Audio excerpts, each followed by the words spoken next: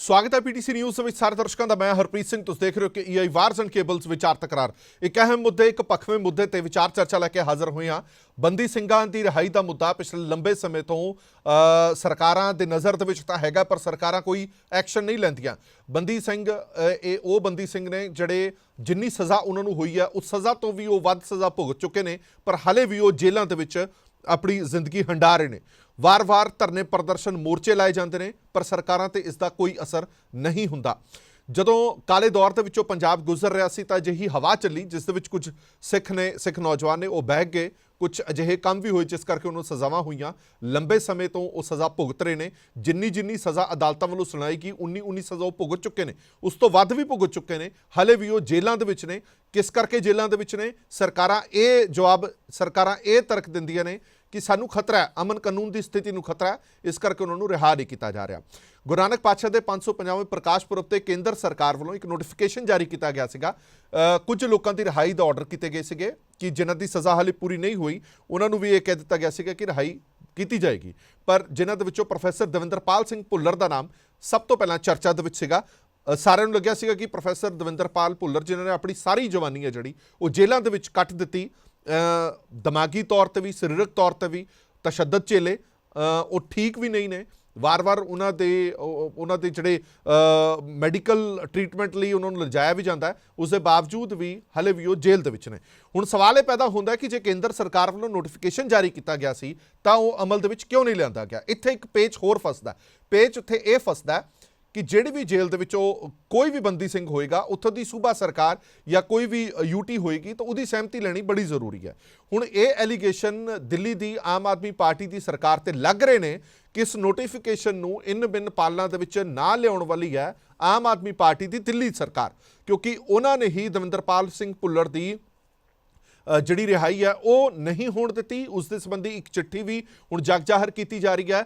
ਚਿੱਠੀ ਹਾਲਾਂਕਿ ਪੁਰਾਣੀ ਹੈ, ਪਰ ਹੁਣ ਨੋਟਿਸ ਦੇ ਵਿੱਚ ਆਈ ਹੈ ਤਾਂ ਇਹ ਸਾਫ਼ ਹੋਇਆ ਕਿ ਦਿੱਲੀ ਸਰਕਾਰ ਵੱਲੋਂ ਹੀ ਅੜਚਨ ਅੜਾਏਗੀ, ਜਿਸ ਕਰਕੇ ਦਵਿੰਦਰਪਾਲ ਸਿੰਘ ਭੁੱਲਰ ਜਿਹੜੇ ਉਹ ਰਿਹਾ ਨਹੀਂ ਹੋ ਪਾਏ। ਇਸੇ ਤੇ ਹੀ ਵਿਚਾਰ ਚਰਚਾ ਲੈ ਕੇ ਆਏ ਹਾਂ। ਬੜੇ ਸਾਰੇ ਅਹਿਮ ਨੁਕਤੇ, ਬੜੇ ਸਾਰੇ ਅਹਿਮ ਪੁਆਇੰਟ ਨੇ ਜਿਹੜੇ ਉਹ ਵੀ ਤੁਹਾਡੀ ਨਜ਼ਰ ਕਰਾਂਗੇ। ਸਾਡੇ ਨਾਲ ਖਾਸ ਮਹਿਮਾਨ ਮੌਜੂਦ ਨੇ। ਸਭ ਤੋਂ ਪਹਿਲਾਂ ਜਾਣ ਪਛਾਣ ਕਰਾ ਦਈਏ। ਅਵਤਾਰ ਸਿੰਘ ਕਾਲਕਾ ਸਾਹਿਬ ਸਾਬਕਾ ਵਿਧਾਇਕ ਨੇ ਆਪ ਦੇ ਤੇ ਅੰਤਰਿੰਗ ਬੋਰਡ ਮੈਂਬਰ ਨੇ ਸਿਆਸੀ ਸਿੱਖ ਕੈਦੀ ਰਿਹਾਈ ਮੋਰਚਾ ਦੇ, ਦਿੱਲੀ ਤੋਂ ਸਾਡੇ ਨਾਲ ਜੁੜੇ ਹੋਏ ਨੇ। ਗੁਰਚਰਨ ਸਿੰਘ ਗਰੇਵਾਲ ਸਾਹਿਬ ਮੈਂਬਰ ਨੇ ਸ਼੍ਰੋਮਣੀ ਗੁਰਦੁਆਰਾ ਪ੍ਰਬੰਧਕ ਕਮੇਟੀ ਦੇ। ਡਾਕਟਰ ਪਰਮਿੰਦਰਪਾਲ ਸਿੰਘ ਅੰਤਰਿੰਗ ਬੋਰਡ ਮੈਂਬਰ ਨੇ ਸਿਆਸੀ ਸਿੱਖ ਕੈਦੀ ਰਿਹਾਈ ਮੋਰਚਾ ਤੋਂ। ਔਰ ਇਸੇ ਤਰ੍ਹਾਂ ਪ੍ਰੋਫੈਸਰ ਮਜੀਦ ਸਿੰਘ ਜੀ ਸਿਆਸੀ ਮਾਹਰ ਨੇ। ਬਹੁਤ ਸਵਾਗਤ ਹੈ ਸਾਡੇ ਚਾਰੇ ਮਹਿਮਾਨਾਂ ਦਾ। ਡਿਬੇਟ ਸ਼ੁਰੂ ਕਰਨ ਤੋਂ ਪਹਿਲਾਂ ਉਹ ਚਿੱਠੀ ਅਸੀਂ ਆਪਣੇ ਦਰਸ਼ਕਾਂ ਦੇ ਸਾਹਮਣੇ ਜ਼ਰੂਰ ਦਿਖਾਉਣਾ ਚਾਹੁੰਦੇ ਹਾਂ, ਜਿਹੜੀ ਚਿੱਠੀ ਹੁਣ ਲੀਕ ਹੋਈ ਹੈ, ਜਿਸ ਚਿੱਠੀ ਦੇ ਬਾਰੇ ਇਹ ਚਰਚਾ ਚੱਲ ਰਹੀ ਹੈ ਕਿ ਇਹ ਉਹ ਚਿੱਠੀ ਹੈ, ਇਹ ਉਹ ਸਬੂਤ ਹੈ ਜਿਸ ਦੇ ਵਿੱਚ ਸਾਫ਼ ਨਜ਼ਰ ਆ ਰਿਹਾ ਹੈ ਕਿ ਆਮ ਆਦਮੀ ਪਾਰਟੀ ਦੀ ਦਿੱਲੀ ਸਰਕਾਰ ਨੇ ਕਿਵੇਂ ਇਸ ਨੋਟੀਫਿਕੇਸ਼ਨ ਨੂੰ ਅੱਖੋਂ ਪਰੋਖੇ ਕਰ ਦਿੱਤਾ। ਇਹ ਚਿੱਠੀ ਪ੍ਰੋਫੈਸਰ ਦਵਿੰਦਰਪਾਲ ਸਿੰਘ ਭੁੱਲਰ ਮਾਮਲੇ ਦੇ ਵਿੱਚ ਨਵੀਂ ਦਿੱਲੀ ਦੇ ਵਿੱਚ 11 ਦਸੰਬਰ 2020 ਨੂੰ ਗ੍ਰਹਿ ਮੰਤਰੀ ਸਤਿੰਦਰ ਜੈਨ ਦੀ ਅਗਵਾਈ ਹੇਠ ਇੱਕ ਮੀਟਿੰਗ ਹੁੰਦੀ ਹੈ। ਮੀਟਿੰਗ ਦੇ ਵਿੱਚ ਸਤਿੰਦਰ ਜੈਨ, BS ਭੱਲਾ, ਸੰਦੀਪ ਗੋਇਲ, ਸੰਜੇ ਕੁਮਾਰ ਅਗਰਵਾਲ, ਸਤੀਸ਼ ਕੁਮਾਰ, ਰਸ਼ਮੀ ਸਿੰਘ ਅਤੇ ਰਾਜੇਸ਼ DO ਸ਼ਾਮਲ ਸਨ। ਦਵਿੰਦਰਪਾਲ ਸਿੰਘ ਭੁੱਲਰ ਧਮਾਕੇ ਅਤੇ ਕਈ ਕਤਲ ਕੇਸਾਂ ਦੇ ਵਿੱਚ ਉਮਰ ਕੈਦ ਦੀ ਸਜ਼ਾ ਭੁਗਤ ਰਿਹਾ। ਇਹ ਸਾਰੇ ਮੀਟਿੰਗ ਦਾ ਹਿੱਸਾ ਹੈ। ਇਹ ਜਿਹੜੀ ਚਿੱਠੀ ਤੁਸੀਂ ਨਾਲ ਚਲਦੀ ਦਿਖਾਈ ਦੇ ਰਹੀ ਹੈ ਤੁਹਾਨੂੰ, ਇਹ ਸਾਰਾ ਕੁਝ ਇਸ ਚਿੱਠੀ ਦੇ ਵਿੱਚ ਲਿਖਿਆ ਹੋਇਆ। ਦਵਿੰਦਰਪਾਲ ਭੁੱਲਰ ਉੱਤੇ FIR ਨੰਬਰ 316 1993, ਇਸੇ ਤਰ੍ਹਾਂ 302 307 120 ਅਤੇ ਹੋਰ ਟਾਡਾ ਐਕਟ ਦੇ ਅਧੀਨ ਮਾਮਲੇ ਦਰਜ ਨੇ। ਦਵਿੰਦਰਪਾਲ ਭੁੱਲਰ 23 ਸਾਲ 9 ਮਹੀਨੇ 17 ਦਿਨ ਦੀ ਸਜ਼ਾ ਭੁਗਤ ਚੁੱਕਿਆ। ਦਵਿੰਦਰਪਾਲ ਸਿੰਘ ਭੁੱਲਰ ਦੀ ਰਿਹਾਈ ਨੂੰ ਲੈ ਕੇ ਦਿੱਲੀ ਪੁਲਿਸ ਨੇ ਮੀਟਿੰਗ ਦੇ ਵਿੱਚ ਉਸ ਦੀ ਰਿਹਾਈ ਦਾ ਵਿਰੋਧ ਕੀਤਾ। ਨਾਲ ਹੀ ਇਹ ਵੀ ਦੱਸਿਆ ਕਿ ਪੰਜਾਬ ਪੁਲਿਸ ਨੇ ਇਸ ਦੀ ਰਿਹਾਈ ਤੇ ਕੋਈ ਵੀ ਕਿੰਤੂ ਪਰੰਤੂ ਨਹੀਂ ਕੀਤਾ। ਇਸੇ ਤਰ੍ਹਾਂ ਸੋਸ਼ਲ ਵੈਲਫੇਅਰ ਦੀ ਰਿਪੋਰਟ ਦੇ ਵਿੱਚ ਭੁੱਲਰ ਦੀ ਰਿਹਾਈ ਦਾ ਵਿਰੋਧ ਕੀਤਾ ਗਿਆ। ਅੰਤ ਦੇ ਵਿੱਚ ਇਹ ਲਿਖਿਆ ਗਿਆ ਕਿ ਦਿੱਲੀ ਸੋਸ਼ਲ ਵੈਲਫੇਅਰ ਨੇ ਰਿਹਾਈ ਉੱਤੇ ਵਿਰੋਧ ਕੀਤਾ। ਦਵਿੰਦਰਪਾਲ ਭੁੱਲਰ ਦੇ ਕੇਸ ਨੂੰ ਮੱਦੇਨਜ਼ਰ ਰੱਖਦੇ ਹੋਇਆਂ ਇਸ ਦੀਆਂ ਦੇਸ਼ ਵਿਰੋਧੀ ਗਤੀਵਿਧੀਆਂ ਨੂੰ ਵੇਖਦੇ ਹੋਇਆਂ ਪ੍ਰੀ ਮੈਚੁਰ ਰਿਹਾਈ ਨੂੰ ਰੱਦ ਕੀਤਾ ਜਾਂਦਾ ਹੈ। ਇਹ ਸਭ ਕੁਝ ਸਤਿੰਦਰ ਜੈਨ ਦੀ ਅਗਵਾਈ ਹੇਠ ਹੋਈ ਮੀਟਿੰਗ ਦੇ ਵਿੱਚ ਤੈਅ ਕੀਤਾ ਗਿਆ। ਮੈਂ ਸ਼ੁਰੂਆਤ ਕਰਦਾ ਅਵਤਾਰ ਸਿੰਘ ਕਾਲਕਾ ਹੋਰਾਂ ਤੋਂ, ਸਾਬਕਾ ਵਿਧਾਇਕ ਵੀ ਨੇ ਆਮ ਆਦਮੀ ਪਾਰਟੀ ਦੇ ਹੀ। ਕਾਲਕਾ ਸਾਹਿਬ, ਥੋੜੀ ਡਿਟੇਲ ਦੇ ਵਿੱਚ ਸਾਨੂੰ ਜਾਣਕਾਰੀ ਦਿਓ। ਅਕਸਰ ਇਹ ਚਰਚਾ ਤਾਂ ਰਹੀ ਸਿਆਸੀ ਸਫ਼ਿਆਂ ਦੇ ਵਿੱਚ ਕਿ ਆਮ ਆਦਮੀ ਪਾਰਟੀ ਦੀ ਸਹਿਮਤੀ ਨਹੀਂ ਬਣ ਪਾ ਰਹੀ। ਉਹ ਪੰਜਾਬ ਦਾ ਹਿੰਦੂ ਵੋਟਰ ਨਿਰਾਸ਼ ਨਹੀਂ ਕਰਨਾ ਚਾਹੁੰਦੇ, ਉਹ ਦਿੱਲੀ ਦਾ ਹਿੰਦੂ ਵੋਟਰ ਨਿਰਾਸ਼ ਨਹੀਂ ਕਰਨਾ ਚਾਹੁੰਦੇ। ਇਸ ਕਰਕੇ ਇਹ ਸਾਰੀਆਂ ਸਮੱਸਿਆਵਾਂ ਖੜੀਆਂ ਕੀਤੀਆਂ ਜਾ ਰਹੀਆਂ ਨੇ, ਅੜਚਨਾਂ ਖੜੀਆਂ ਕੀਤੀਆਂ ਜਾ ਰਹੀਆਂ। ਪਰ ਹੁਣ ਜਿਹੜੀ ਚਿੱਠੀ ਤੁਸੀਂ ਵੀ ਕੱਲ੍ਹ ਪ੍ਰੈਸ ਕਾਨਫਰੰਸ ਰਾਹੀਂ ਜਗ ਜ਼ਾਹਰ ਕੀਤੀ ਹੈ, ਇਹ ਇੰਨੀ ਲੇਟ ਚਿੱਠੀ ਕਿਉਂ ਤੁਸੀਂ ਜਗ ਜ਼ਾਹਰ ਕੀਤੀ? ਤਕਰੀਬਨ 1.5-2 ਸਾਲ ਪੁਰਾਣੀ ਇਹ ਚਿੱਠੀ ਹੈ, ਇਸ ਦੇ ਕੀ ਮਾਇਨੇ ਰਹਿ ਜਾਂਦੇ ਨੇ ਹੁਣ? ਦੇਖੋ, ਪਹਿਲਾਂ ਮੈਂ ਤੁਹਾਨੂੰ ਦੱਸਣਾ ਚਾਹੁੰਦਾ ਕਿ ਅਸੀਂ ਜਿਹੜਾ ਨੋਟੀਫਿਕੇਸ਼ਨ ਕੀਤਾ ਸੈਂਟਰ ਦੀ ਸਰਕਾਰ ਨੇ ਜੀ, ਕੁਝ ਦਿਨ ਪਹਿਲਾਂ ਜਾ ਕੇ ਅਸੀਂ ਪਹਿਲਾਂ ਮਿਲੇ ਸਤਿੰਦਰ ਜੈਨ ਕੋਲ ਗਏ ਸੀ ਵੀ ਇਹ ਨੋਟੀਫਿਕੇਸ਼ਨ ਹੋਇਆ ਵੀ ਤੁਸੀਂ ਕੇਜਰੀਵਾਲ ਜੀ ਨੂੰ ਕਹੋ ਕਿ ਇਹਨਾਂ ਨੂੰ ਰਿਹਾ ਕਰਨ ਵੀ ਇਹ 2 ਸਾਲ ਉੱਪਰ ਹੋ ਚੁੱਕੇ ਨੇ ਇਹਨੂੰ ਨੋਟੀਫਿਕੇਸ਼ਨ ਹੋਏ ਨੂੰ। ਜਦੋਂ 550 ਸਾਲਾ ਸੀ ਉਦੋਂ ਨੋਟੀਫਿਕੇਸ਼ਨ ਹੋਇਆ ਸੀਗਾ। ਅਸੀਂ ਉਦੋਂ ਗਏ ਸੀਗੇ, ਪਰ ਅਚਾਨਕ ਫਿਰ ਅਸੀਂ ਬਾਅਦ ਚ ਰੋਸ ਮਾਰਚ ਤੇ ਵੀ ਗਏ ਆ ਪੰਜਾਬ ਦੇ ਵਿੱਚ, ਉੱਥੇ ਭਰਪੂਰ ਸੰਗਤਾਂ ਦਾ ਜਿਹੜਾ ਇਕੱਠ ਮਿਲਿਆ। ਉਸ ਤੋਂ ਬਾਅਦ ਫਿਰ ਅਸੀਂ ਸਾਡੇ ਸਾਹਮਣੇ ਇੱਕ ਲੈਟਰ ਆਇਆ ਵੀ ਜਿਹੜਾ 13 ਮਹੀਨੇ ਹੋ ਗਏ ਨੇ ਇਹਨੂੰ, ਤੇ ਉਹ ਲੈਟਰ ਜਿਹੜਾ ਹੈਗਾ ਉਹਦੇ ਵਿੱਚ ਸਪਸ਼ਟ ਕੀਤਾ ਹੋਇਆ ਕਿ ਜਿਹੜੇ ਨੋਟੀਫਿਕੇਸ਼ਨ ਹੈ ਉਹਦੇ ਅਗੇਂਸਟ ਮੀਟਿੰਗ ਬੈਠੀ ਸੀ ਵੀ ਇਹਨਾਂ ਨੂੰ ਰਿਹਾ ਕਰੋ। ਠੀਕ ਹੈ, ਪਰ ਅਰਵਿੰਦ ਕੇਜਰੀਵਾਲ ਜੀ ਦੀ ਜਿਹੜੀ ਸੋਚ ਹੈ ਉਹ ਸਮਝ ਨਹੀਂ ਆਈ ਵੀ ਸਿੱਖਾਂ ਦੇ ਨਾਲ ਇਸ ਤਰ੍ਹਾਂ ਕਿਉਂ। ਹਾਲਾਂਕਿ ਆਪਣਾ ਆਮ ਆਦਮੀ ਪਾਰਟੀ ਨੂੰ ਖੜੇ ਕਰਨ ਵਾਲੇ ਪੰਜਾਬ ਦੇ ਲੋਕ ਸੀ, ਸਾਰੇ ਪੰਜਾਬ ਦੇ NRI ਸੀਗੀ, ਔਰ 4 MP ਦਿੱਤੇ ਇਹਨਾਂ ਨੂੰ, 20 MLA ਵੀ ਦਿੱਤੇ ਪੰਜਾਬ ਦੇ ਵਿੱਚ। ਦਿੱਲੀ ਦੇ ਵਿੱਚ ਸਿੱਖਾਂ ਦਾ ਪੂਰਾ ਸਹਿਯੋਗ ਮਿਲਿਆ ਇਹਨਾਂ ਨੂੰ। ਹਾਲਾਂਕਿ ਤੁਸੀਂ ਆਪਣੀ ਭਾਸ਼ਾ ਚ ਦੱਸ ਦਿਓ ਆਪਣੇ ਆਪ ਇਹਨਾਂ ਨੂੰ ਵੋਟਾਂ ਪਾ ਕੇ ਇਸ ਚਿੱਠੀ ਦੇ ਵਿੱਚ ਕੀ ਹੈਗਾ, ਸਾਡੇ ਹੱਕ ਦੀ ਗੱਲ ਕਰੇਗਾ। ਇਸ ਚਿੱਠੀ 'ਚ ਹੈ ਕੀ ਹੈ ਜਿਹੜੀ ਤੁਸੀਂ ਚਿੱਠੀ ਦੀ ਗੱਲ ਕਰ ਰਹੇ ਹੋ? ਦੇਖੋ, ਮੇਰੇ ਕੋਲ ਹੈਗੀ ਹੈ ਚਿੱਠੀ, ਮੇਰੇ ਕੋਲ ਮੇਰੇ ਹੱਥ ਹੀ ਹੈਗੀ ਹੈ ਵਾਲੀ ਜੀ ਜੀ ਇਹ ਚਿੱਠੀ ਹੈਗੀ ਆ। ਉਸ ਤੋਂ ਪਹਿਲਾਂ ਕੇਜਰੀਵਾਲ ਸਾਹਿਬ ਜਾਂਦੇ ਨੇ, ਆਪਣਾ ਇਕਬਾਲ ਸਿੰਘ ਜੀ ਜੰਤਰ ਮੰਤਰ ਤੇ ਉਹ ਬੈਠੇ ਸੀਗੇ ਭੁੱਖ ਹੜਤਾਲ ਤੇ, ਠੀਕ ਹੈ, ਇਸੇ ਉਪਲਕਸ਼ ਵਿੱਚ ਕਿ ਰਿਹਾਈ ਕਰੋ ਸਿੰਘਾਂ ਦੀ, ਠੀਕ ਹੈ। ਉੱਥੇ ਜਾ ਕੇ ਆਸ਼ਵਾਸਨ ਦੇ ਕੇ ਆਉਂਦੇ ਨੇ ਕਿ ਅਸੀਂ ਇਸ ਤੇ ਕੰਮ ਕਰਾਂਗੇ। ਉਸ ਵਕਤ ਆਸ਼ਵਾਸਨ ਦੇ ਕੇ ਆਉਂਦੇ ਨੇ ਜਾ ਕੇ, ਤੇ ਅੱਜ ਇਹ ਆਪਣਾ ਮੇਰੇ ਕੋਲ ਉਹ ਸੀਗਾ 2014 ਦੇ ਵਿੱਚ ਗਏ ਨੇ 27 ਤਰੀਕ ਨੂੰ, ਉੱਥੇ ਉਹਨਾਂ ਨੂੰ ਆਸ਼ਵਾਸਨ ਦਿੱਤਾ ਕਿ ਅਸੀਂ ਇੱਥੇ ਜ਼ਰੂਰ ਕੰਮ ਕਰਾਂਗੇ, ਰਾਸ਼ਟਰਪਤੀ ਨੂੰ ਲੈਟਰ ਲਿਖਾਂਗੇ। ਅੱਜ ਤੱਕ ਉੱਤੇ ਕੋਈ ਕਾਰਵਾਈ ਨਹੀਂ ਹੋਈ। ਉਸ ਤੋਂ ਬਾਅਦ ਇਹਨਾਂ ਕੋਲ ਡਾਇਰੈਕਟ ਜਦੋਂ ਸੈਂਟਰ ਦੀ ਸਰਕਾਰ ਨੇ ਆਪਣਾ ਕਹਿ ਦਿੱਤਾ ਕਿ ਤੁਸੀਂ ਇਹਨਾਂ ਨੂੰ ਰਿਹਾ ਕਰ ਸਕਦੇ ਹੋ, ਰਿਹਾ ਕਿਉਂ ਨਹੀਂ ਕੀਤਾ? ਉਸ 'ਚ ਸਿਰਫ ਦਵਿੰਦਰਪਾਲ ਸਿੰਘ ਭੁੱਲਰ ਜੀ ਦੀ ਰਿਹਾਈ ਰੁਕੀ ਹੋਈ ਹੈ, ਤੇ ਉਹ ਇਹਨਾਂ ਨੂੰ ਕਰਨੀ ਚਾਹੀਦੀ ਸੀਗੀ। ਜਦੋਂ ਵੋਟਾਂ ਦਾ ਟਾਈਮ ਆਉਂਦਾ, ਫਿਰ ਜਦੋਂ ਇਹ ਹਰ ਵਕਤ ਜਦੋਂ ਕੋਈ ਸਿੱਖਾਂ ਦੀ ਗੱਲ ਹੁੰਦੀ ਹੈ, ਭਾਵੇਂ ਵਿਧਾਨ ਸਭਾ ਦੇ ਵਿੱਚ ਆਪਣਾ 84 ਦਾ ਮੋਰਚਾ ਚੁੱਕ ਲੈਂਦੇ ਨੇ, ਉਦੋਂ ਸਾਨੂੰ ਸਾਡ ਹਮਦਰਦੀ ਦਿਖਾਉਣ ਲੱਗ ਪੈਂਦੇ ਨੇ, ਪਰ ਆਪਣੀਆਂ ਵੋਟਾਂ ਲੈ ਕੇ ਪਾਸੇ ਹੋ ਜਾਂਦੇ ਆ। ਪਰ ਸਾਨੂੰ ਵੀ ਸਮਾਂ ਹੁੰਦਾ ਹੈ ਕਿ ਜਦੋਂ ਹੁਣ ਇਲੈਕਸ਼ਨ ਦਾ ਟਾਈਮ ਆਇਆ, ਅੱਜ ਪੰਜਾਬ 'ਚ ਤੁਸੀਂ ਜਿਹੜੇ ਪੰਜਾਬੀਆਂ ਨੇ ਤੁਹਾਨੂੰ ਆਮ ਆਦਮੀ ਪਾਰਟੀ ਨੂੰ ਬਣਾਇਆ, ਲੈ ਕੇ ਆਏ ਉੱਪਰ, ਤੇ ਅੱਜ ਤੁਸੀਂ ਮਤਲਬ ਕਿ ਕਿਹੜੇ ਮੂੰਹ ਨਾਲ ਉੱਥੇ ਵੋਟਾਂ ਮੰਗਣ ਜਾ ਰਹੇ ਹੋ? ਦਵਿੰਦਰਪਾਲ ਸਿੰਘ ਭੁੱਲਰ ਦੀ ਤੁਸੀਂ ਰਿਹਾਈ ਨਹੀਂ ਕਰ ਰਹੇ। ਸੈਂਟਰ ਦੀ ਸਰਕਾਰ ਨੇ ਤੁਹਾਨੂੰ ਕਹਿਤਾ, ਇਹਨਾਂ ਦੀ ਸਿਆਸਤ ਦੇ ਸੈਂਟਰ ਦੀ ਸਰਕਾਰਾਂ ਦੀ ਟੱਸਰ ਹੈਗੀ ਆ ਵੀ ਉਹਨਾਂ ਦੇ ਕਹਿਣ ਤੇ ਨਹੀਂ ਕਰਨਾ। ਇਹ ਸਪਸ਼ਟ ਕਰਨ ਇਸ ਗੱਲ ਨੂੰ। ਬਿਲਕੁਲ ਠੀਕ ਹੈ ਜੀ ਜੀ ਜੀ। ਮੈਂ ਇੱਕ ਮਿੰਟ ਵਾਪਸ ਆਣਾ ਤੁਹਾਡੇ ਕੋਲ। ਸਾਡੇ ਨਾਲ ਗੁਰਚਰਨ ਸਿੰਘ ਗਰੇਵਾਲ ਵੀ ਜੁੜੇ ਹੋਏ ਨੇ, ਪ੍ਰੋਫੈਸਰ ਮਨਜੀਤ ਵੀ ਨੇ, ਡਾਕਟਰ ਪਰਮਿੰਦਰਪਾਲ ਵੀ ਨੇ। ਗਰੇਵਾਲ ਸਾਹਿਬ, ਤੁਹਾਡੇ ਤੋਂ ਮੈਂ ਰਿਐਕਸ਼ਨ ਜ਼ਰੂਰ ਚਾਹਨਾ। ਅਕਸਰ ਹੀ ਇਹ ਮੁੱਦਾ ਜਿਹੜਾ ਚੋਣਾਂ ਦੇ ਦਿਨਾਂ ਦੇ ਵਿੱਚ ਵੀ ਛਾਇਆ ਰਹਿੰਦਾ। ਹਾਲਾਂਕਿ ਉਹ ਗੱਲ ਵੱਖਰੀ ਹੈ ਕਿ ਪੋਲੀਟੀਕਲ ਪਾਰਟੀਆਂ ਨੂੰ ਬਣਾਉਣ ਦੀ ਕੋਸ਼ਿਸ਼ ਕਰਦੀਆਂ ਨੇ, ਪਰ ਇਸ ਵਾਰ ਸੰਗਤਾਂ ਖੁਦ ਇਸ ਮਸਲੇ ਤੇ ਬੜੀਆਂ ਗੰਭੀਰ ਨੇ। ਇਹ ਜਿਹੜੀ ਚਿੱਠੀ ਜਗ ਜ਼ਾਹਰ ਹੋਈ ਹੈ, ਉਸ ਦੇ ਵਿੱਚ ਇੱਕ ਖਦਸ਼ਾ ਪ੍ਰਗਟ ਕੀਤਾ ਗਿਆ। ਖਦਸ਼ਾ ਇਹ ਪ੍ਰਗਟਾਇਆ ਗਿਆ ਕਿ ਦਵਿੰਦਰਪਾਲ ਸਿੰਘ ਭੁੱਲਰ ਦੀ ਰਿਹਾਈ ਹੈ ਜਿਹੜੀ ਉਹ ਖਤਰਨਾਕ ਸਾਬਤ ਹੋ ਸਕਦੀ ਹੈ। ਉਹਨਾਂ ਦੇ ਉੱਤੇ ਬੜੀਆਂ ਸਖਤ ਧਾਰਾਵਾਂ ਨੇ, ਉਹਨਾਂ ਦੇ ਬੜੇ ਸੰਗੀਨ ਇਲਜ਼ਾਮ ਉਹਨਾਂ ਤੇ ਲੱਗੇ ਹੋਏ ਨੇ, ਇਸ ਕਰਕੇ ਉਹਨਾਂ ਨੂੰ ਰਿਹਾ ਨਹੀਂ ਕੀਤਾ ਜਾਣਾ ਚਾਹੀਦਾ। ਉਹ ਸ਼ਖਸ ਜਿਸ ਨੇ ਆਪਣੀ ਜ਼ਿੰਦਗੀ ਦਾ ਲੰਬਾ ਸਮਾਂ ਜੇਲ੍ਹ ਦੇ ਵਿੱਚ ਹੰਡਾ ਦਿੱਤਾ, ਜਿਹੜਾ ਸਹੀ ਤਰ੍ਹਾਂ ਖੜਾ ਵੀ ਨਹੀਂ ਹੋ ਸਕਦਾ, ਜਿਹੜਾ ਸਹੀ ਤਰ੍ਹਾਂ ਖਾ ਪੀ ਵੀ ਨਹੀਂ ਸਕਦਾ, ਉਸ ਤੋਂ ਦਿੱਲੀ ਸਰਕਾਰ ਨੂੰ ਖਤਰਾ ਹੈ, ਇਸ ਕਰਕੇ ਉਹਨੂੰ ਰਿਹਾ ਨਹੀਂ ਕਰ ਰਹੇ। ਇਹ ਕਿੱਥੋਂ ਤੱਕ ਜਸਟੀਫਾਈਡ ਹੈ? ਹਰਪ੍ਰੀਤ ਜੀ, ਮੈਂ ਥੋੜਾ ਜਿਹਾ ਪਿਛੋਕੜ ਵਿੱਚ ਜਾਣਾ ਚਾਹੁੰਦਾ ਜੀ ਕਿ ਬੰਦੀ ਸਿੰਘ ਸ਼ਬਦ ਆ ਜਿਹੜਾ ਇਹ ਕਿਹਦੇ ਨਾਲ ਜੁੜਦਾ ਹੈ? ਪਿਛਲੇ ਸਮੇਂ ਇਸ ਪੰਜਾਬ ਦੇ ਅੰਦਰ ਸਿੱਖ ਹੱਕਾਂ ਦੀ ਇੱਕ ਲੜਾਈ ਲੜੀ ਗਈ ਜੀ, ਜਿਹਨੂੰ ਸਿੱਖਾਂ ਦਾ ਸੰਘਰਸ਼ ਕਹਿੰਦੇ ਆਪਾਂ। ਉਹ ਲੜਾਈ ਜਿਹੜੀ ਆ ਉਹ ਇਕੱਲੇ ਪੰਜਾਬ 'ਚ ਨਹੀਂ ਲੜੀ ਗਈ। ਪਿਛਲੇ ਦਿਨਾਂ 'ਚ ਆਪਾਂ ਦੇਖਦੇ ਹਾਂ ਨਾਗਾਲੈਂਡ, ਬੋਡੋਲੈਂਡ, ਮਾਓਵਾਦੀ, ਕਸ਼ਮੀਰ, ਹੋਰ ਬੜੇ ਸੂਬਿਆਂ ਦੇ ਵਿੱਚ, ਬੜੇ ਖਿੱਤਿਆਂ ਵਿੱਚ ਕੌਮਾਂ ਨੇ ਆਪਣਾ ਸੰਘਰਸ਼ ਲੜਿਆ। ਤੋ ਇਹ ਕੋਈ ਵੱਖਰਾ ਗੱਲ ਨਹੀਂ। ਜਿਹੜੇ ਬੰਦੇ ਇਹਨਾਂ ਸੰਘਰਸ਼ਾਂ ਵਿੱਚ ਫੜੇ ਜਾਂਦੇ ਨੇ, ਗ੍ਰਿਫਤਾਰ ਹੁੰਦੇ ਨੇ, ਉਹਨਾਂ ਨੂੰ ਪੋਲੀਟੀਕਲ ਕੈਦੀ ਕਿਹਾ ਜਾਂਦਾ। ਤੇ ਪੋਲੀਟੀਕਲ ਲੋਕਾਂ ਦੀ ਜਿਹੜਾ ਉਹਨਾਂ ਦਾ ਕੇਸ ਹੈ ਉਹ ਬੜੇ ਹਿਸਾਬ ਨਾਲ ਵਿਚਾਰਿਆ ਜਾਂਦਾ, ਉਹਨਾਂ ਨੂੰ ਕ੍ਰਿਮੀਨਲ ਤੌਰ ਤੇ ਦੇਖਿਆ ਜਾਂਦਾ। ਮੈਂ ਇਹ ਗੱਲ ਕਰਨੀ ਚਾਹੁੰਦਾ, ਤੁਸੀਂ ਬੜਾ ਖੁਲਾਸਾ ਕੀਤਾ ਇਹ ਸਾਰੀ ਕੇਜਰੀਵਾਲ ਸਾਹਿਬ ਦੀ ਚਿੱਠੀ ਦਾ। ਮੈਂ ਇਹ ਗੱਲ ਕਹਿਣੀ ਚਾਹੁੰਦਾ ਕਿ 2019 ਦੇ ਵਿੱਚ ਨਵੰਬਰ ਦੇ ਵਿੱਚ ਕੇਂਦਰ ਦੀ ਸਰਕਾਰ ਨੇ, ਜਿਵੇਂ ਇੱਥੇ ਜ਼ਿਕਰ ਹੋਇਆ ਕਿ 8 ਜਿਹੜੇ ਉਮਰ ਕੈਦੀ ਆ ਉਹਨਾਂ ਦੀ ਸਜ਼ਾ ਮਾਫ ਕਰਨ ਦੀ ਗੱਲ ਕੀਤੀ ਆ ਜੀ। ਇਹ ਤੁਸੀਂ ਗੱਲ ਵੇਖੋ ਕਿ 2019 ਦੀ ਗੱਲ ਹੈ, ਅਕਤੂਬਰ ਦੀ ਜੀ, ਅਕਤੂਬਰ ਨੋਟੀਫਿਕੇਸ਼ਨ ਹੁੰਦਾ, ਪਰ ਕੇਜਰੀਵਾਲ ਸਾਹਿਬ ਇਸ ਨੂੰ ਲੰਬਾ ਨਹੀਂ ਕਰ ਦੇਗੇ। ਸਿਰਫ 2 ਮਹੀਨੇ ਬਾਅਦ 2019 ਦੇ ਵਿੱਚ 2019 ਦੇ ਵਿੱਚ ਇਹਨਾਂ ਦੀ ਜਿਹੜੀ ਅਰਜ਼ੀ ਆ ਉਹ ਚੈੱਕ ਕਰ ਦਿੱਤੀ ਜਾਂਦੀ ਆ। ਇਹ ਗੱਲ ਵਿੱਚ ਦੇਖਣ ਵਿੱਚ ਜਿਹੜੀ ਆਈ ਆ ਕਿ ਇੰਨੀ ਕਾਲੀ ਇਹਨਾਂ ਨੂੰ ਕੀ ਪਈ ਸੀ, ਇੰਨੀ ਇਹਨਾਂ ਨੂੰ ਜਲਦੀ ਕੀ ਪਈ ਸੀ ਕਿ ਦਵਿੰਦਰਪਾਲ ਭੁੱਲਰ ਦੀ ਐਪਲੀਕੇਸ਼ਨ ਨੂੰ ਦੇਖੋ ਗੱਲ ਇਹ ਆ। ਉਸ ਤੋਂ ਪਹਿਲਾਂ ਲਾਲ ਸਿੰਘ ਰਿਹਾ ਹੁੰਦੇ ਨੇ, ਨੱਥ ਸਿੰਘ ਰਿਹਾ ਹੁੰਦੇ ਨੇ, ਸੁਵੇਗ ਸਿੰਘ ਰਿਹਾ ਹੁੰਦੇ ਨੇ, ਚੰਡੀਗੜ੍ਹ ਯੂਟੀ ਨੇ ਰਿਹਾ ਕੀਤਾ ਇਹਨਾਂ ਨੂੰ, ਹਾਂਜੀ।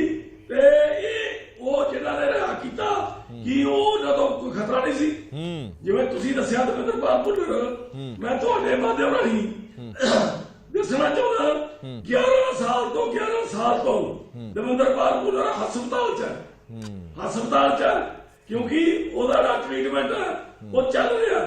ਤੇ ਇਹ ਤਾਂ 25 ਸਾਲ ਹੋ ਗਏ, 25 ਸਾਲ ਹੋ ਗਏ ਕਿ ਇਹਨਾਂ ਦੀ ਰਿਹਾਈ ਦੇ ਵਿੱਚ ਅੜਿੱਕਾ ਬਣਿਆ ਜਾ ਰਿਹਾ। ਮਨੁੱਖੀ ਅਧਿਕਾਰਾਂ ਦੇ ਤੌਰ ਤੇ ਵੀ ਅੱਜ ਫਰਜ਼ ਬਣਦਾ ਸਾਰੀਆਂ ਸਰਕਾਰਾਂ ਦਾ ਕਿ ਉਹਨਾਂ ਨੂੰ ਰਿਹਾ ਕੀਤਾ ਜਾਵੇ। ਤੇ ਮੈਂ ਖਾਸ ਤੌਰ ਤੇ ਗੱਲ ਕਹਿਣੀ ਚਾਹੁੰਦਾ ਕਿ ਜਿਹੜੀ ਆਮ ਆਦਮੀ ਆ ਜਿਹੜੀ ਧਮਕੀ ਮਾਰਦੀ ਆ ਪੰਜਾਬ ਦੇ ਹੱਕਾਂ ਲਈ, ਉਹ ਸਿੱਖਾਂ ਦੀ ਵਿਰੋਧੀ ਪਾਰਟੀ ਆ। ਕਿਉਂ ਦਵਿੰਦਰਪਾਲ ਭੁੱਲਰ ਦੀ ਜਿਹੜੀ ਇਹ ਅਰਜ਼ੀ ਆ ਉਹਨੇ ਰਿਜੈਕਟ ਕੀਤੀ? ਅੱਜ ਜਵਾਬ ਦੇਣ। ਠੀਕ ਹੈ, ਪੰਜਾਬ ਦੇ ਲੋਕ ਪੁੱਛਣਗੇ, ਆਪਾਂ ਜਵਾਬ ਲੈਂਦੇ ਆ।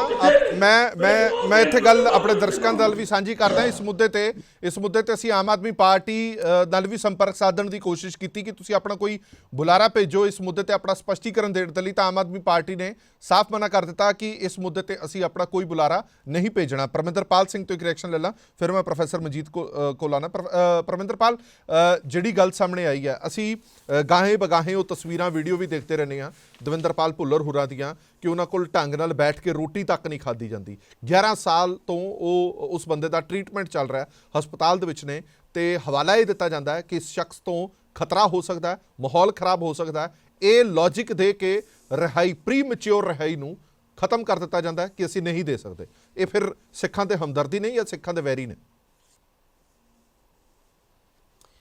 ਹਰਪ੍ਰੀਤ ਜੀ, ਮੈਂ ਪਹਿਲੇ ਤਾਂ ਤੁਹਾਨੂੰ ਵਧਾਈ ਦੇਣਾ ਚਾਹੁੰਦਾ ਕਿ ਤੁਸੀਂ ਕੌਮ ਨਾਲ ਜੁੜੇ ਹੋਏ ਇੰਨੇ ਸੈਂਸਿਟਿਵ ਇਸ਼ੂ ਦੇ ਉੱਤੇ ਡਿਬੇਟ ਕਰਨ ਦਾ ਜੋਖਮ ਲਿਆ, ਕਿਉਂਕਿ ਇਹ ਇੱਕ ਇਹੋ ਮਸਲਾ ਹੈ ਜੋ ਕਿ ਸਾਡੇ ਦਿਲਾਂ ਦੇ ਨਾਲ ਜੁੜਿਆ ਹੋਇਆ ਹੈ। ਔਰ ਇਸ ਜੋ ਪੰਜਾਬ ਨੇ ਸੰਤਾਪ ਹੰਢਾਇਆ, ਉਸ ਕਾਲੇ ਦੌਰ ਦੇ ਦੌਰਾਨ ਜਿਨ੍ਹਾਂ ਨੇ ਸਿੱਖਾਂ ਦੀ ਗਿਰੀ ਹੋਈ ਪੱਗ ਨੂੰ ਚੁੱਕਿਆ, ਅੱਜ ਉਹ ਅਗਰ ਜੇਲ੍ਹਾਂ ਦੇ ਵਿੱਚ ਬੰਦ ਨੇ ਔਰ ਮਨੁੱਖੀ ਅਧਿਕਾਰਾਂ ਦੇ ਨਾਤੇ ਉਹਨਾਂ ਦੀ ਰਿਹਾਈ ਅਗਰ ਮੁਮਕਿਨ ਹੋ ਰਹੀ ਹੈ, ਤੇ ਉਹਦੇ ਵਿੱਚ ਸਰਕਾਰਾਂ ਜਿਹੜੀਆਂ ਉਹਦੇ ਵਿੱਚ ਰੋੜੇ ਅਟਕਾ ਰਹੀਆਂ ਨੇ, ਉਹਨਾਂ ਨੂੰ ਐਕਸਪੋਜ਼ ਕਰਨਾ ਸਭ ਤੋਂ ਵੱਡੇ ਸਮੇਂ ਦੀ ਜ਼ਰੂਰਤ ਹੈ, ਕਿਉਂਕਿ ਪੰਜਾਬ ਚੋਣਾਂ ਦੇ ਮੁਹਾਵ ਤੇ ਖੜਾ ਹੈ। ਤੇ ਇਸ ਮੌਕੇ ਦੇ ਉੱਤੇ ਅਸੀਂ ਜਦੋਂ ਇਹ ਗੱਲ ਲੱਭਦੇ ਰਹੇ ਕਿ ਇਹ ਕਾਰਨ ਕੀ ਹੈ ਰਿਹਾਈ ਮੋਰਚੇ ਵੱਲੋਂ, ਤੇ ਸਾਡੇ ਹੱਥ ਕੱਲ ਇੱਕ ਜਿਹੜਾ ਹੈ ਸੈਂਟੈਂਸ ਰਿਵਿਊ ਬੋਰਡ ਹੈ ਦਿੱਲੀ ਸਰਕਾਰ ਦਾ, ਜਿਹਦੀ ਅਧਿਕਸ਼ਤਾ ਮੁੱਖ ਮੰਤਰੀ ਕੋਲ ਔਰ ਡਿਪਟੀ ਸੀਐਮ ਕੋਲ ਹੁੰਦੀ ਹੈ।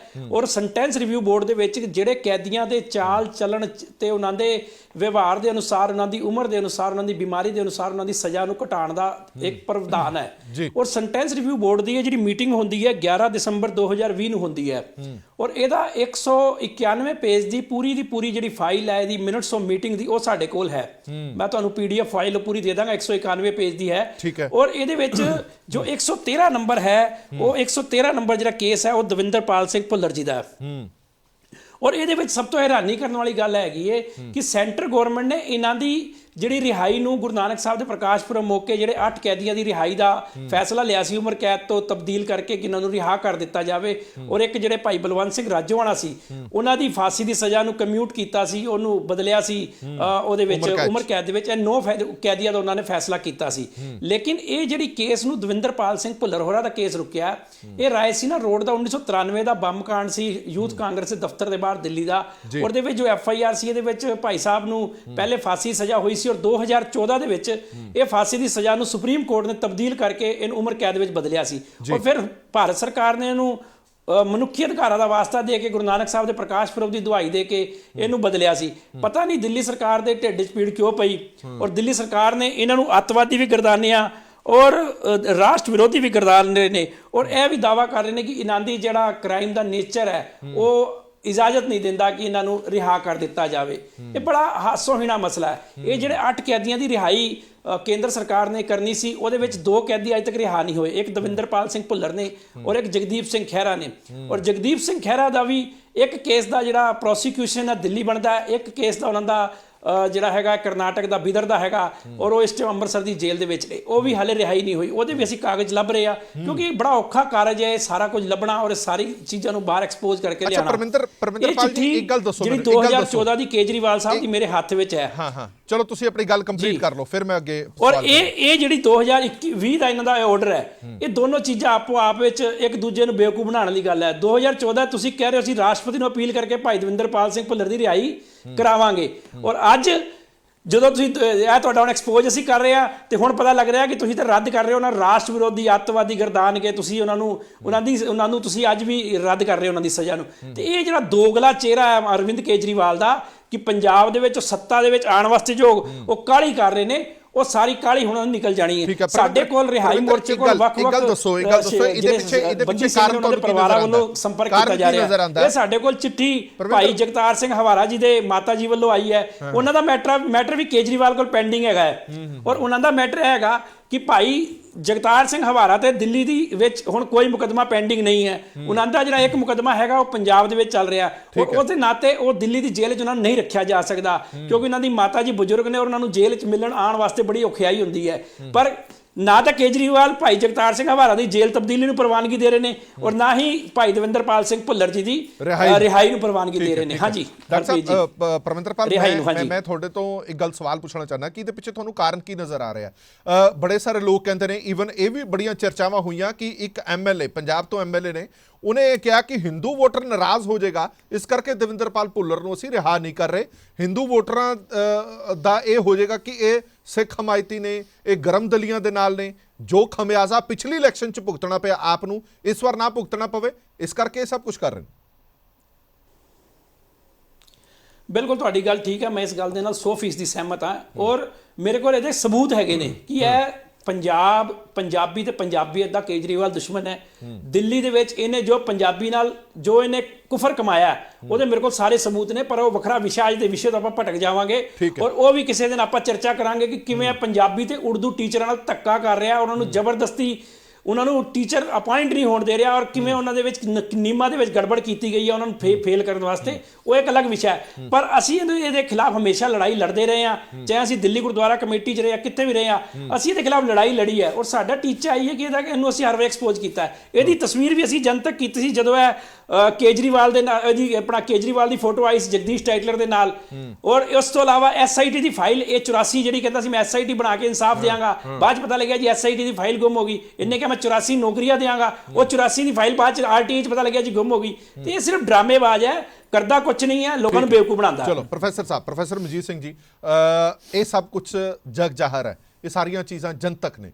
ਤੁਸੀਂ ਇਹ ਕਹਿ ਸਕਦੇ ਹੋ ਕਿ ਅਸੀਂ ਬੜੇ ਹਮਾਇਤੀ ਹਾਂ, ਅਸੀਂ ਇੱਦਾਂ ਨਹੀਂ, ਅਸੀਂ ਉੱਦਾਂ ਨਹੀਂ, ਪਰ ਜਿਹੜੇ ਦਸਤਾਵੇਜ਼ ਨੇ, ਇਹ ਦਸਤਾਵੇਜ਼ਾਂ ਨੂੰ ਕਿਵੇਂ ਝੁਠਲਾ ਸਕਦੇ ਹੋ? ਇਹ ਦਸਤਾਵੇਜ਼ ਚੀਕ ਕੇ ਕਹਿ ਰਹੇ ਨੇ ਕਿ ਤੁਹਾਡੀ ਮਨਸ਼ਾ ਕੀ ਹੈ, ਤੁਸੀਂ ਕਹਿੰਦੇ ਕੁਝ ਹੋ, ਕਰਦੇ ਕੁਝ ਹੋ।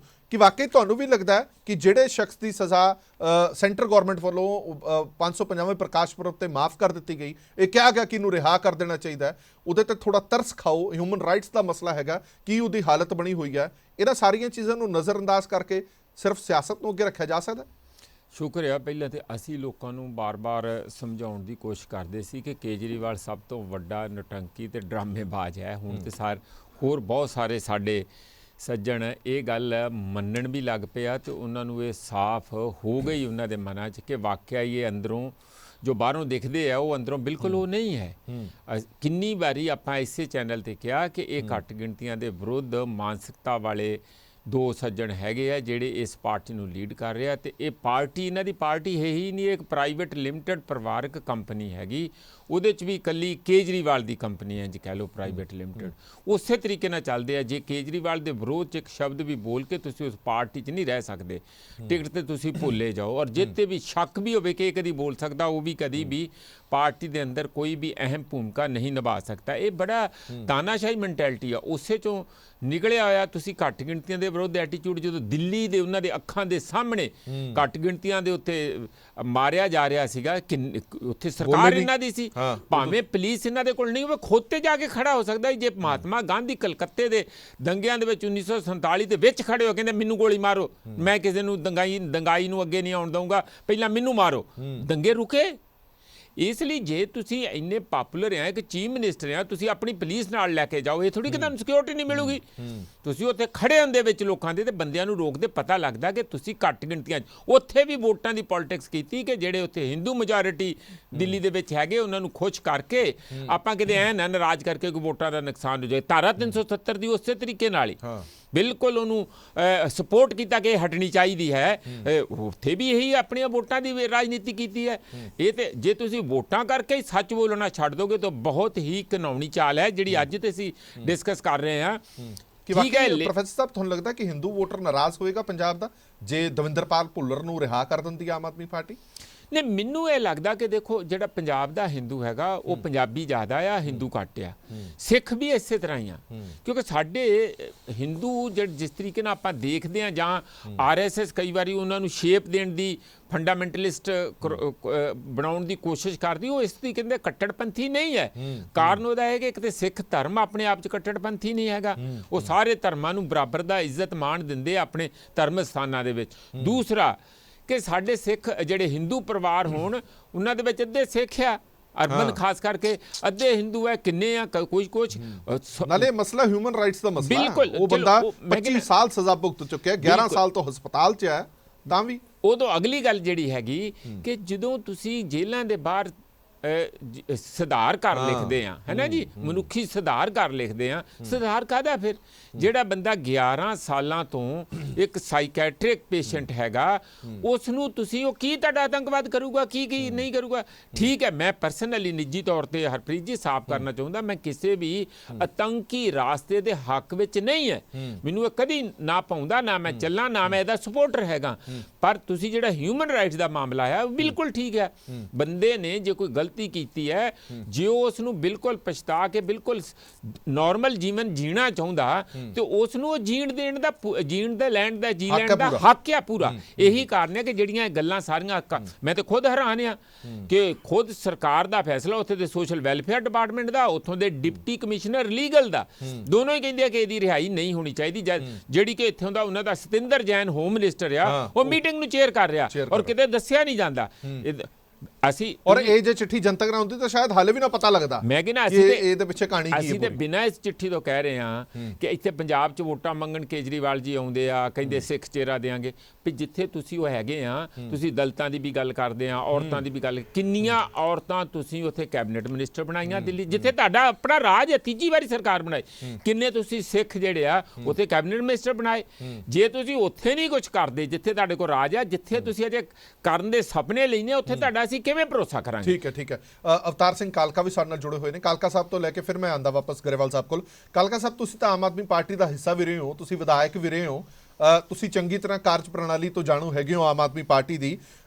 ਐਡਾ ਵੱਡਾ ਰਿਸਕ ਆਮ ਆਦਮੀ ਪਾਰਟੀ ਕਿਉਂ ਲਏਗੀ? ਉਹਨਾਂ ਨੂੰ ਪਤਾ ਹੈ ਕਿ ਜਿਹੜੇ ਸਿੱਖ ਵੋਟਰ ਨੇ ਪੰਜਾਬ ਦੇ ਵਿੱਚ, ਵੱਡੀ ਗਿਣਤੀ ਦੇ ਵਿੱਚ ਸਿੱਖ ਵੋਟਰ ਨੇ, ਜਦੋਂ ਉਹਨਾਂ ਤੱਕ ਇਹ ਗੱਲ ਪਹੁੰਚੇਗੀ ਕਿ ਭੁੱਲਰ ਦੀ ਰਿਹਾਈ ਦੇ ਵਿੱਚ ਸਭ ਤੋਂ ਵੱਡੀ ਅੜਚਨ ਆਮ ਆਦਮੀ ਪਾਰਟੀ ਦੀ ਸਰਕਾਰ ਬਣ ਰਹੀ ਹੈ, ਤਾਂ ਉਹਨਾਂ ਦੀਆਂ ਵੋਟਾਂ ਦਾ ਨੁਕਸਾਨ ਨਹੀਂ ਹੋਏਗਾ। ਤੁਸੀਂ ਹਿੰਦੂ ਵੋਟਰ ਕਹਿੰਦੇ ਹੋ ਕਿ ਉਹ ਨਾਰਾਜ਼ ਨਹੀਂ ਕਰਨਾ ਚਾਹੁੰਦੇ, ਪਰ ਸਿੱਖ ਵੋਟਰ ਜਿਹੜਾ ਵੱਡੀ ਤਾਦਾਦ ਦੇ ਵਿੱਚ ਪੰਜਾਬ ਦੇ ਵਿੱਚ ਰਹਿੰਦਾ, ਕਿ ਉਹ ਨਾਰਾਜ਼ ਨਹੀਂ ਹੋਏਗਾ ਜੇ ਹੁਣ ਉਹਨੂੰ ਪਤਾ ਲੱਗੇਗਾ ਕਿ ਹਿਊਮਨ ਰਾਈਟਸ ਦੀ ਉਲੰਘਣਾ ਕਰਕੇ ਇਹ ਸਾਰਾ ਕੁਝ ਰੋਕਿਆ ਜਾ ਰਿਹਾ।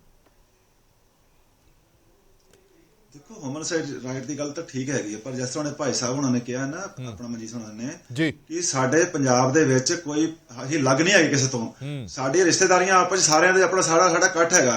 ਅਸੀਂ ਕਦੀ ਸੋਚ ਨਹੀਂ ਸਕਦੇ ਕਿ ਹਿੰਦੂ ਲੱਗ ਜਾਂ ਆਪਣਾ ਇਹ ਜਿਹੜਾ ਤਿਰੰਗਾ ਝੰਡਾ ਲੈ ਕੇ ਗਿਆ।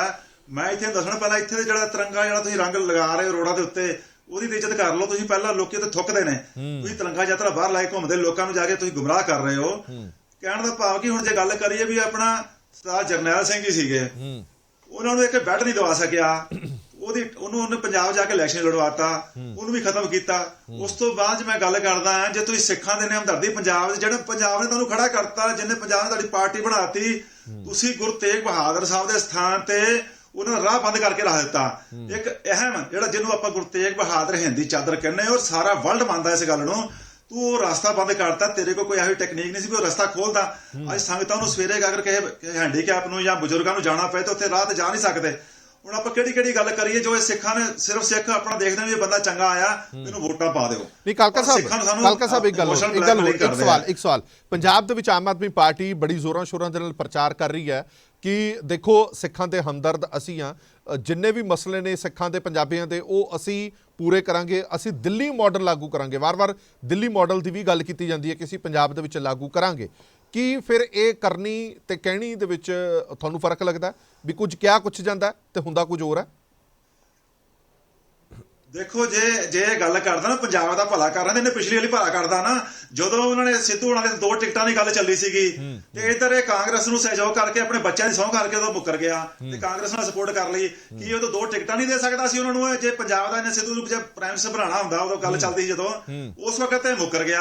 ਇਹ ਗੱਲਾਂ ਕਰਦਾ ਪੰਜਾਬ ਦੇ ਭਲੇ ਦੀਆਂ, ਪੰਜਾਬ ਦਾ ਭਲਾ ਕਿੱਥੋਂ ਕਰ ਸਕਦਾ? ਪੰਜਾਬੀ ਨੂੰ ਇਹ ਨਹੀਂ ਸਮਝਦਾ 2 ਡਾਇਲੋਗ ਬੋਲ ਕੇ ਤੁਸੀਂ ਆ ਕੇ ਸਿੱਖ ਕੇ ਤੇ ਪੰਜਾਬੀਆਂ ਦਿਲ ਜਿੱਤ ਲਓ, ਇਦਾਂ ਗੱਲ ਨਹੀਂ ਬਣਦੀ। ਕਿਉਂਕਿ ਪੰਜਾਬੀ ਇੱਕ ਜ਼ਮੀਰ ਵਾਲੇ ਬੰਦੇ ਨੇ। ਇਹ ਕਹਿੰਦਾ ਜੀ ਆਪਣਾ 1000 ਰੁਪਇਆ ਦੇਵਾਂਗੇ ਬੱਚਿਆਂ ਨੂੰ ਤੇ ਉਹ ਆਪਣਾ ਸੂਟ ਲੈਣਗੇ। ਇੱਥੇ ਤਾਂ ਡੋਲੇ ਦਿੱਤੇ ਗਏ ਆ ਪੰਜਾਬੀਆਂ ਆਪਣਾ ਸਾਹਿਬਜ਼ਾਦਿਆਂ ਨੂੰ, ਉਹਨਾਂ ਨੂੰ ਤਖਤ ਮਹਿਲ ਦੇਣ ਦੀ ਕੋਸ਼ਿਸ਼ ਕੀਤੀ, ਉੱਥੇ ਤਾਂ ਨਹੀਂ ਉਹ ਡੋਲੇ। ਤੂੰ ਸਾਨੂੰ ਇੱਕ ਸੂਟਾ ਦਿੱਤੇ ਸਾਨੂੰ ਜਾ ਕੇ ਪੰਜਾਬ ਦੇ ਵਿੱਚ ਸਾਡੇ ਬੱਚਿਆਂ ਨੂੰ ਤੂੰ ਆਪਣਾ ਗੁੰਮਰਾਹ ਕਰਨਾ ਚਾਹੁੰਦਾ? ਬਿਲਕੁਲ ਠੀਕ ਹੈ। ਫ੍ਰੀ ਦੀ ਜਿਹੜੀ ਤੂੰ ਆਪਣੇ ਗੱਲ ਕਰਦਾ ਜਿਹੜੀ ਆਪਣਾ ਲੋਕਾਂ ਦੇ ਜ਼ਮੀਰ ਜਾਂਦੇ ਨੇ ਪੰਜਾਬ ਦੇ ਵਿੱਚ। ਗਰੇਵਾਲ ਸਾਹਿਬ ਤੋਂ ਇੱਕ ਰਿਐਕਸ਼ਨ ਲੈ। ਗਰੇਵਾਲ ਸਾਹਿਬ ਇਹ ਬੜੀਆਂ ਹੈਰਾਨ ਕਰਨ ਵਾਲੀਆਂ ਗੱਲਾਂ ਨੇ ਕਿ ਜਿਨ੍ਹਾਂ ਨੇ ਆਪਣੀ ਤਾਂ ਉਮਰ ਜੇਲ੍ਹਾਂ ਦੇ ਵਿੱਚ ਕੱਢ ਦਿੱਤੀ ਔਰ ਕੇਂਦਰ ਸਰਕਾਰ ਜੇ ਇਹ ਕਹਿੰਦੀ ਹੈ ਕਿ ਹਿਊਮਨ ਰਾਈਟਸ ਦਾ ਮਸਲਾ ਸਮਝ ਕੇ ਅਸੀਂ ਇਹਨਾਂ ਨੂੰ ਫੌਰੀ ਤੌਰ ਤੇ ਰਿਹਾ ਕਰਨਾ ਚਾਹੁੰਦੇ ਹਾਂ, ਇਹ ਗੱਲਾਂ ਦੱਬੀਆਂ ਕਿਵੇਂ ਰਹਿ ਗਈਆਂ? ਮਤਲਬ 13 ਮਹੀਨੇ ਪਹਿਲਾਂ ਇੱਕ ਮੀਟਿੰਗ ਹੁੰਦੀ ਹੈ, ਉਸ ਮੀਟਿੰਗ ਦੇ ਵਿੱਚ ਸਾਫ਼ ਕਰ ਦਿੱਤਾ ਗਿਆ ਕਿ ਦਵਿੰਦਰਪਾਲ ਭੁੱਲਰ ਦੀ ਰਿਹਾਈ ਅਸੀਂ ਨਹੀਂ ਕਰਾਂਗੇ, ਜਿਸ ਨੂੰ ਚੇਅਰ ਕਰਦੇ ਨੇ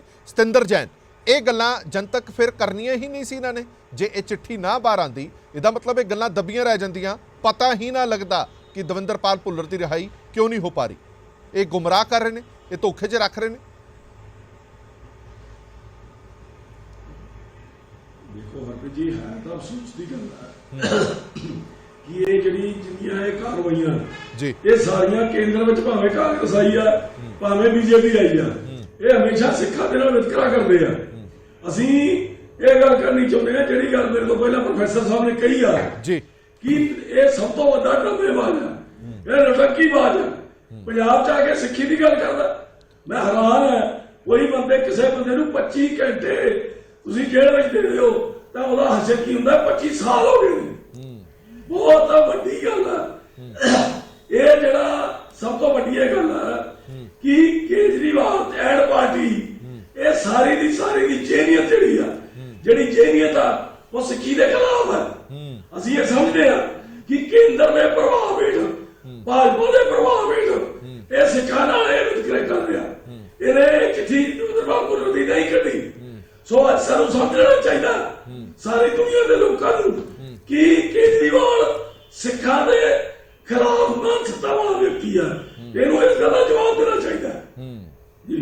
ਬਿਲਕੁਲ ਠੀਕ ਹੈ, ਕਿਉਂਕਿ ਪ੍ਰਤੱਖ ਨੂੰ ਪ੍ਰਮਾਣ ਦੀ ਜ਼ਰੂਰਤ ਨਹੀਂ ਹੁੰਦੀ ਹੈ। ਚਿੱਠੀ ਸਕਰੀਨ ਤੇ ਚੱਲ ਰਹੀ ਹੈ, ਇਸ ਚਿੱਠੀ ਦੇ ਵਿੱਚ ਸਾਰਾ ਕੁਝ ਜ਼ਾਹਰ ਕੀਤਾ ਗਿਆ, ਦੱਸਿਆ ਗਿਆ ਕੌਣ ਮੀਟਿੰਗ 'ਚ ਸ਼ਾਮਲ ਸੀ, ਕਿਹੜੇ ਖਦਸ਼ੇ ਪ੍ਰਗਟਾਏ ਗਏ ਨੇ, ਜਿਨ੍ਹਾਂ ਸਾਰੇ ਖਦਸ਼ਿਆਂ ਨੂੰ ਦੇਖਦਿਆਂ ਹੋਇਆ ਇਹ ਦਵਿੰਦਰਪਾਲ ਭੁੱਲਰ ਦੀ ਰਿਹਾਈ ਹੈ ਜਿਹੜੀ ਉਸ ਨੂੰ ਰੱਦ ਕਰ ਦਿੱਤਾ ਗਿਆ।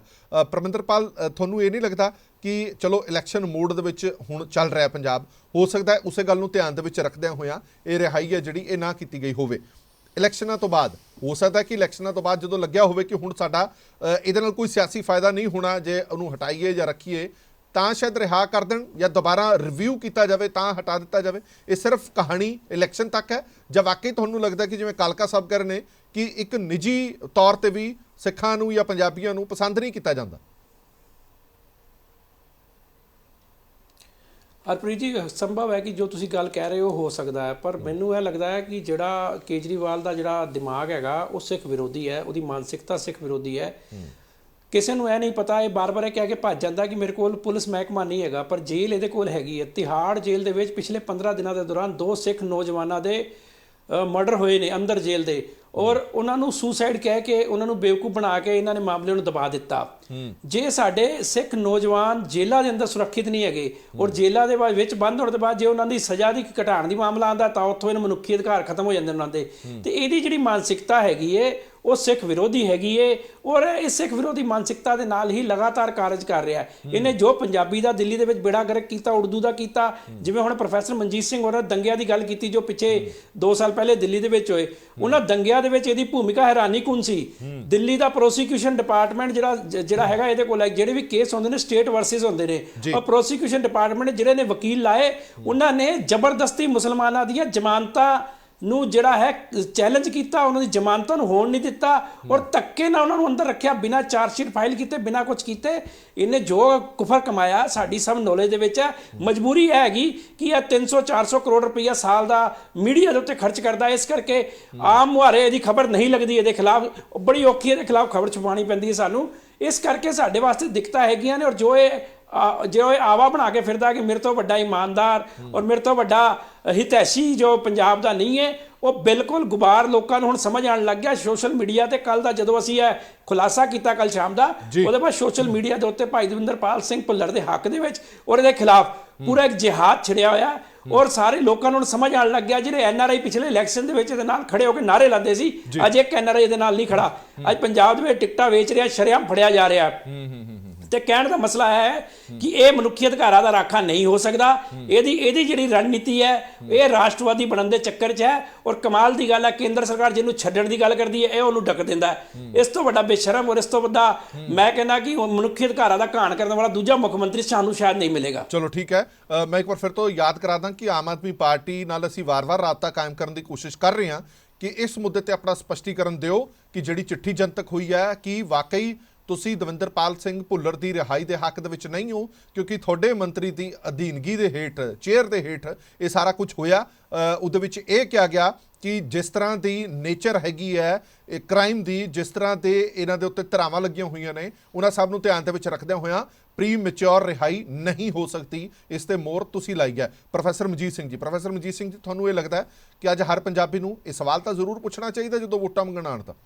ਨਹੀਂ, ਪੁੱਛਣਗੇ ਵੀ। ਮੇਰਾ ਖਿਆਲ ਆ ਹੁਣ ਵੈਸੇ ਤਾਂ ਉਹ ਪੁੱਛਣਾ ਵੀ ਠੀਕ ਨਹੀਂ ਸਮਝਦੇ, ਕਿਉਂਕਿ ਉਹ ਉਸ ਕਿਸਮ ਦਾ ਪਹਿਲਾਂ ਹੀ ਇਹਨਾਂ ਦਾ ਜਿਹੜਾ ਰੁਤਬਾ ਬਣਿਆ ਸੀ, ਇੱਕ ਉਮੀਦ ਬਣੀ ਹੋਈ ਸੀ, ਉਹ ਬਹੁਤ ਬੁਰੇ ਤਰੀਕੇ ਨਾਲ ਸ਼ੈਟਰ ਹੋਈ ਆ। ਦੇਖੋ ਜਿਹੜੀ ਰਾਘਵ ਚੱਡਾ ਨੇ ਜਿਹੜੀ ਵੀਡੀਓ ਪਾਈ ਆ ਆਪਣੇ ਪ੍ਰੈਸ ਕਾਨਫਰੰਸ ਕਰਕੇ ਕਿਹਾ ਕਿ ਜਿਹੜੇ ਕਿਸਾਨ ਆ ਉਹ BJP ਦੇ ਨਾਲ ਰਲੇ ਹੋਏ ਆ। ਕੁਛ ਤੇ ਸੋਚੋ ਕਿ ਉੱਥੇ ਜੀ ਉਹਨਾਂ ਦੀ ਰਜਿਸਟ੍ਰੇਸ਼ਨ ਨਹੀਂ ਹੁੰਦੀ ਤੇ ਕਿਸਾਨ ਚੋਣ ਨਹੀਂ ਲੜਦੇ। ਇੱਥੇ ਮੈਂ ਕਿੰਨੀਆਂ ਪਾਰਟੀਆਂ ਜਾਣਦਾ ਆ ਜਿਹੜੀਆਂ 20-25 ਸਾਲ ਤੋਂ ਚੋਣਾਂ ਲੜ ਰਹੀਆਂ, ਅਜੇ ਤੱਕ ਰਜਿਸਟਰਡ ਨਹੀਂ ਹੈ, ਇੱਕ ਚੋਣ ਨਿਸ਼ਾਨ ਮਿਲਦਾ। ਇਹ ਰਜਿਸਟ੍ਰੇਸ਼ਨ ਦੇ ਮਾਮਲੇ ਦੇ ਉੱਤੇ ਜਿਹੜਾ ਬੜਾ ਛੋਟਾ ਮਾਮਲਾ, ਜਿਹੜਾ ਪਹਿਲੀ ਵਾਰੀ ਨਹੀਂ ਹੋਇਆ, ਇਕੱਲੇ ਪੰਜਾਬ ਲਈ ਨਹੀਂ ਹੋਇਆ, ਸਮੁੱਚੀਆਂ 5 ਸਟੇਟਾਂ ਲਈ ਹੋਇਆ।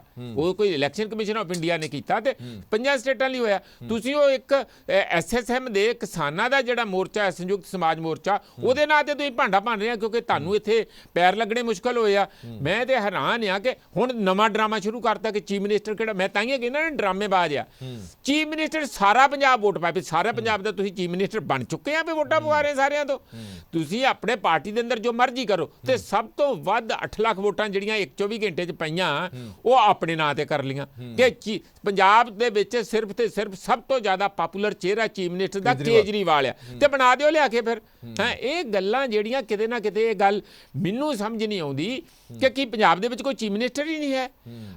ਇੱਥੇ ਚੈਨਲਾਂ ਤੇ ਅਸੀਂ ਪਿਛਲੇ 3 ਮਹੀਨੇ ਦਾ ਕਹਿ ਰਹੇ ਹਾਂ ਕਿ ਭਗਵੰਤ ਮਾਨ ਤੋਂ ਵਧੀਆ ਬੰਦਾ ਇਹਨਾਂ ਦੇ ਕੋਲ ਕੋਈ ਹੈ ਨਹੀਂ। ਉਹਨੂੰ ਚੰਗਾ ਕਹੋ ਜਾਂ ਮਾੜਾ ਕਹੋ, 2 ਵਾਰੀ MP ਬਣਿਆ ਤੇ ਜਦ ਹੈ ਹੀ ਉਹ ਆ ਤੇ ਉਹਨੂੰ ਖੜਾ ਕਰੋ। ਹਾਂ, ਤੇ ਉਸ ਨੂੰ ਬਾਰ-ਬਾਰ ਪਿੱਛੇ ਧੱਕਣ ਲਈ ਕੁੰਵਰ ਵਿਜੇ ਪ੍ਰਤਾਪ ਆ ਗਿਆ, ਕਦੀ ਪਤਾ ਨਹੀਂ ਹੋਰ ਕਿਹੜਾ ਆਊਗਾ ਜਾਂ ਆਪ ਆਉਣਾ ਚਾਹੁੰਦੇ ਆ। ਹੈਰਾਨੀ ਦੀ ਗੱਲ ਇਹ ਹੈ ਕਿ ਪੰਜਾਬ ਨੂੰ ਤੁਸੀਂ ਸਮਝਿਆ ਕੀ ਹੈ? ਇਹ ਖੁਲਾਸੇ ਹੋਣਗੇ ਹਰਪ੍ਰੀਤ ਜੀ। ਇਹ ਕਿਸਾਨਾਂ ਦੇ ਕੋਲ ਵੀ ਬੜੇ ਡਾਕੂਮੈਂਟ ਪਏ ਆ, ਉਹ ਗਏ ਸੀ ਲੈ ਕੇ, ਇਹਨਾਂ ਕੋਲ ਕੇਜਰੀਵਾਲ ਕੋਲ ਲੈ ਕੇ ਗਏ ਸੀ ਜਿਹੜੇ ਇਹਨਾਂ ਦੇ ਲੈਫਟੀਨੈਂਟ ਦਿੱਲੀੋਂ ਆਏ ਆ। तो उन्होंने कहा जी देखो पिछली बार जो संजय थे वो दूसरा आए थे, उनको तो पाठक वगैरह दुर्गेश पाठक उनको हमने वापस बुला लिया, अगर आप चाहते हैं तो हम इनको बुला लेते हैं, कृपा करके हमारे साथ रहो। वो कहा हद हो गई है, ਅਸੀਂ ਕਰਪਸ਼ਨ ਦੇ ਵਿਰੁੱਧ ਲੜਦੇ ਆ, ਅਸੀਂ ਹੇਰਾ ਫੇਰੀ ਦੇ, ਅਸੀਂ ਠੱਗੀ ਦੇ ਵਿਰੁੱਧ ਮੋਰਚਾ ਬਣਾਇਆ ਆ। ਬਣਾਇਆ, ਅਸੀਂ ਲੋਕ ਇਨਸਾਫ ਲਈ ਮੋਰਚਾ ਬਣਾਇਆ, ਸਾਨੂੰ ਇਹਦੇ ਵਿੱਚ ਧੱਕਣਾ ਚਾਹੁੰਦੇ ਆ। ਅਸੀਂ ਬਿਲਕੁਲ ਇਹੋ ਜੀ ਪਾਰਟੀ ਜਦੋਂ ਐਵੀਡੈਂਸ ਹੈ ਸਾਡੇ ਕੋਲ, ਤੇ ਮੈਂ ਤੇ ਕਹੂੰਗਾ ਕਿਸਾਨ ਵੀਰਾਂ ਨੂੰ ਵੀ ਜਿਹਦੇ ਕੋਲ ਵੀ ਐਵੀਡੈਂਸ ਜੇ ਹੈਗੇ ਆ, ਜਿਹੜੇ ਵੀ ਹੈਗੇ ਆ, ਜਿਹਦੀ ਉਹ ਗੱਲ ਉਹ ਬਿਲਕੁਲ ਬਾਹਰ ਆਉਣੀ ਚਾਹੀਦੀ ਹੈ। ਟਾਈਮ ਹੈ ਇਹਨਾਂ ਦਾ ਪਤਾ ਲੱਗਣਾ, ਅਸਲੀ ਚਿਹਰਾ ਨੰਗਾ ਹੋਣਾ ਚਾਹੀਦਾ। ਚਲੋ ਬਹੁਤ ਬਹੁਤ ਧੰਨਵਾਦ ਸਾਰੇ ਮਹਿਮਾਨਾਂ ਦਾ ਇਸ ਪੂਰੀ ਵਿਚਾਰ ਚਰਚਾ ਜੁੜੇ ਰਹਿਣ ਦੇ ਲਈ। ਸੋ ਮੁੱਕਦੀ ਗੱਲ ਇਹ ਹੈ ਕਿ ਜਿਹੜਾ ਮਸਲਾ ਬੜਾ ਸੁਰਖੀਆਂ ਦੇ ਵਿੱਚ ਹੈ, ਇੱਕ ਵਾਰ ਫਿਰ ਤੋਂ ਬੰਦੀ ਸਿੰਘਾਂ ਦੀ ਰਿਹਾਈ ਦਾ ਮਸਲਾ ਇੱਕ ਵਾਰ ਫਿਰ ਤੋਂ ਚਰਚਾ ਦੇ ਵਿੱਚ ਹੈ। 2-4 ਦਿਨ ਪਹਿਲਾਂ ਇੱਕ ਮੋਰਚਾ ਵੀ ਲਾਇਆ ਗਿਆ, ਇੱਕ ਰੋਡ ਸ਼ੋਅ ਕੱਢਿਆ ਗਿਆ ਪੂਰਾ ਗੁਰਦੁਆਰਾ ਸ਼੍ਰੀ ਫਤਿਹਗੜ੍ਹ ਸਾਹਿਬ ਤੋਂ ਲੈ ਕੇ ਗਵਰਨਰ ਹਾਊਸ ਤੱਕ। ਉੱਥੇ ਹਜ਼ਾਰਾਂ ਹੀ ਲੋਕਾਂ ਨੇ ਉਸ ਦੇ ਵਿੱਚ ਸ਼ਮੂਲੀਅਤ ਵੀ ਕੀਤੀ ਔਰ ਇਹ ਕਿਹਾ ਕਿ ਹਿਊਮਨ ਰਾਈਟਸ ਦੀ ਸਰਾਸਰ ਉਲੰਘਣਾ ਹੋ ਰਹੀ ਹੈ, ਮਨੁੱਖੀ ਅਧਿਕਾਰਾਂ ਦੀ ਉਲੰਘਣਾ ਹੋ ਰਹੀ ਹੈ ਔਰ ਰੱਬ ਦਾ ਵਾਸਤਾ ਕਿ ਉਹਨਾਂ ਸਿੰਘਾਂ ਨੂੰ ਜਿਨ੍ਹਾਂ ਦੀ ਜਿਹੜੇ ਆਪਣੇ ਹੋਸ਼ 'ਚ ਵੀ ਨਹੀਂ ਨੇ ਹੁਣ, ਉਹਨਾਂ ਦੇ ਅਜਿਹੇ ਹਾਲਾਤ ਬਣ ਚੁੱਕੇ ਨੇ, ਉਹ ਵੀ ਜੇਕਰ ਸਰਕਾਰਾਂ ਨੂੰ ਇਹ ਖਤਰਾ ਨਜ਼ਰ ਆਉਂਦਾ ਤਾਂ ਫਿਰ ਸ਼ਾਇਦ ਆਮ ਲੋਕ ਤਾਂ ਪਤਾ ਹੀ ਨਹੀਂ ਕੀ ਨਜ਼ਰ ਆਉਂਦੇ ਹੋਣੇ ਨੇ। ਦੇਸ਼ ਦੁਨੀਆ ਦੇ ਬਾਕੀ ਖਬਰਾਂ ਲਈ ਬਣੇ ਰਹੋ PTC ਨਿਊਜ਼ ਦੇ ਨਾਲ। ਧੰਨਵਾਦ।